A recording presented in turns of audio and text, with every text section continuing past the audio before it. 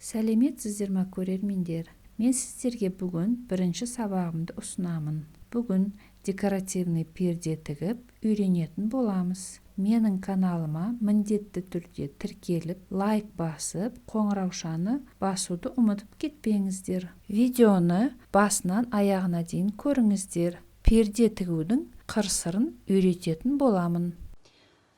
Құрметті менің каналымның көрермендері, біздер бүгін сіздермен декоративный штор тігетін боламыз. Ол үшін мына материалды полға әдемілеп, түзулеп, жайып аласыздар. Сосын мынандай істеп, екіге тең бөліп аласыздар. Мынау материалдың высотасы 3 метр.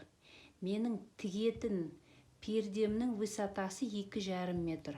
Сол үшін мен экономдап, мынау материалды клиентке 2,70 алдырдым. 3 метрді еніне жіберіп,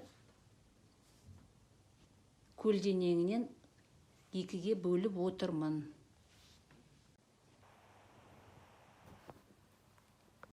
Қыздар, енді мына материалды біздер 2-ге бөліп алдық.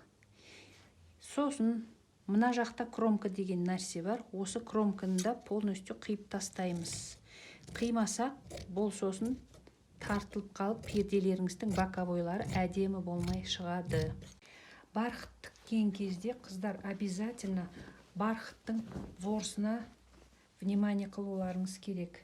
Міне барқыт мынандай жоғарыға сыласам басқаша болады. Міне вниз жіберсем, уже гүлі басқаша әдемі болып шықты. Сол үшін барқыт тіккен кезде, велюр барқыт тіккен кезде түгі постоянно вниз кету керек. Мынау жақ лента тігілетін жақ болады, астына уже низ қылып тігесіздер. Перде тігіп енді үйреніп жатырған қыздарға беретін кеңесім, қыздар, мынау барқыттың ворсы болғандық үшін сіздерге тіккен кезде қиын болмау үшін линейкамен боковойды 5 сантиметр етіп өтектеп алсаңыздар болады. Сол кезде тіккен кезде бейтіп дайын уже шығып тұрады, машинкамен тіге саласыздар. Линейканы қойып 5 сантиметр өлшеп, утюгке пар бермейміз, қыздар. Барқыт, велюр утюгтеген кезде пар берілмейді. Өстіп утюгтеп полностью екі жағын утюгтеп алсаңыздар, боковойларыңыз әдемі болып шығады. Қыздар, міне бағана сіздерге көрсеткендей мен заготовка жасап алдым. 5 сантиметр, екі боковойдан и жоғардан 5 сантиметр лентаға. Енді ыңғайлы болу үшін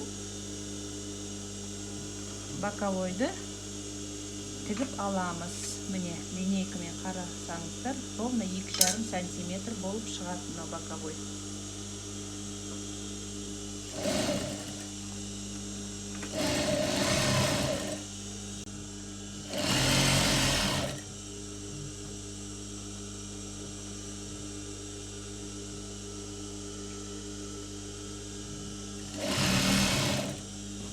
Қыздар, мына асты түзу шығу үшін постоянно мына жағын тартып отырасыздар.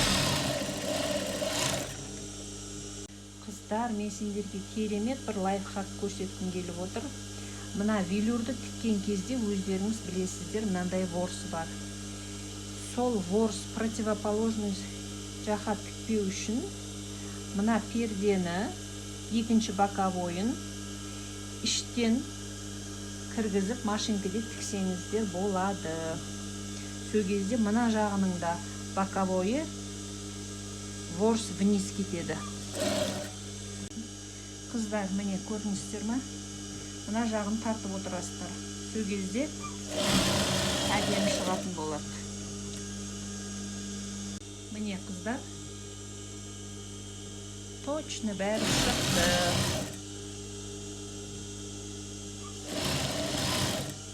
Пердені машинканың іш жағынан кіргіздім.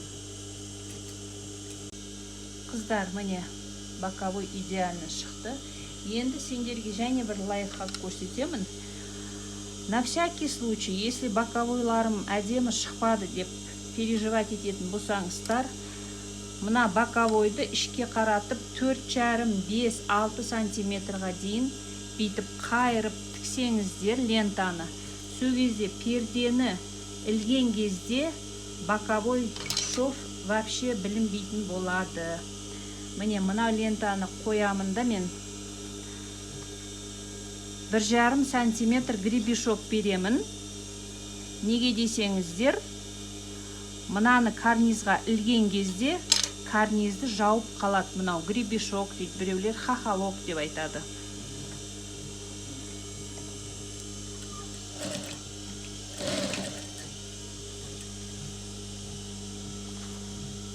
Міне линейкамен ұстап тігіп кете бересіздер. Міне қыздар, екінші жағында 4,5 сантиметр ішке қайырамыз. Міне боковойы по направлению ворса тігілгесін, боковой идеальный болып обязательно шығады. Мына жақтан 1,5 сантиметр гребешок және қалдырамыз.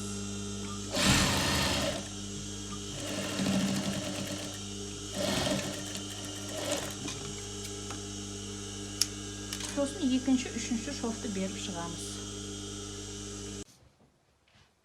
Міне қыздар, перде тігілді, столға жайып, енді өлшеміз. Міне боковойлары бәрі идеальный болды үтіктегесін. Мынау верх лента.